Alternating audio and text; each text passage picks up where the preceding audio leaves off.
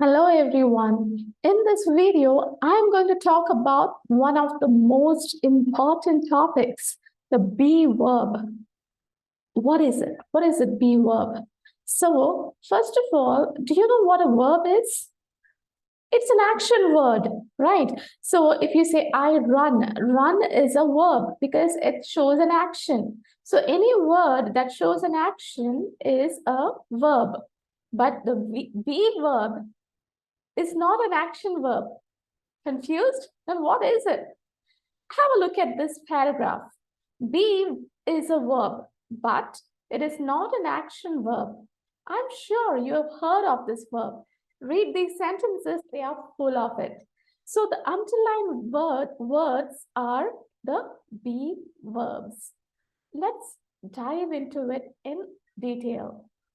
This is the be verb chart.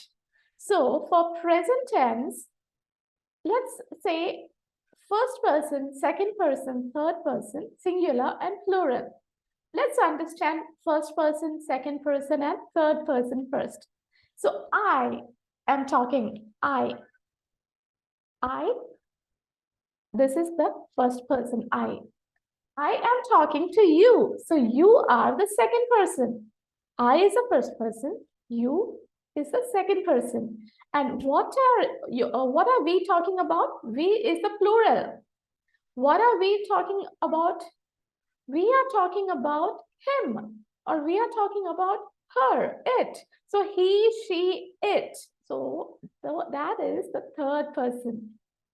We are talking about them, they, plural. So did you understand now? So the first person, when you write the first person, I, the be verb for I is am or are. The plural is we are. All the plural by default has are, and the third person singular, he, she, it, or anyone's name, just one person. If it's a singular, you use is. For everything else, you use are. I am or are, you are, we are, they are. So all the plural, I and you have are. Why do I and you have are? Why are they considered as plural? That's an easy trick to memorize it. In Hindi, when you're talking about someone respectfully, so, or when you're talking to someone respectfully, how do you talk to them? आप आ रहे हो. So that is plural. Similarly, in English, when you say you say are. I, you give respect to I, you say are. All right, that's an easy way to remember or memorize it. For past tense, I was or were, the plural is we were, you were, third person singular would be was, or anything that is singular is was, and the plural is are.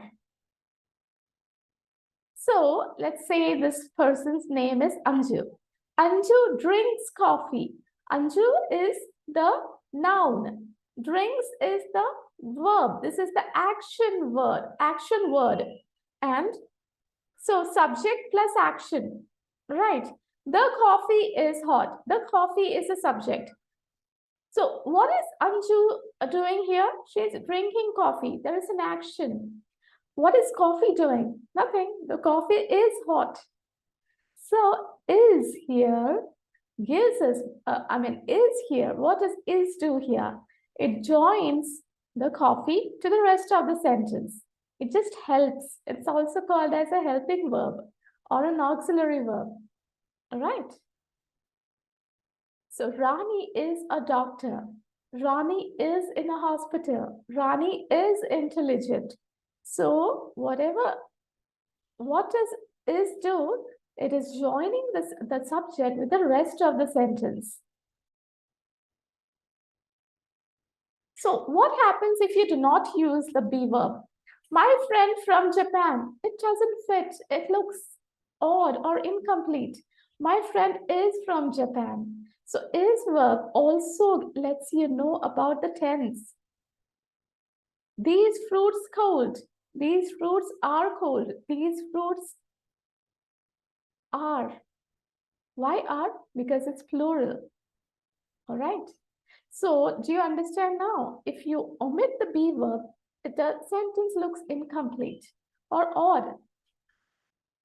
That is the importance of be verb. Here is another chart. This is the contraction chart. You can also write I am like this. I apostrophe M. We are is we apostrophe R-E. You are is you apostrophe R-E. So whenever you see an apostrophe, that means it's a contraction. It is two words fused into one. That is one way to remember it. So for example, if you see Y-O-U-R and Y-O-U apostrophe R-E, they're two different words. It's really confusing at times when to use what. So the easiest way to understand is when you see the apostrophes, that is two different words. It is not one word. In that way, you will know if you're right or wrong. It is raining. It's raining. That's an apostrophe. You can, if you remove apostrophe, it would be incorrect sentence. So here are a few examples. I want you to go through these and write the correct answers in the comment section. All right? See you in the next video. Bye.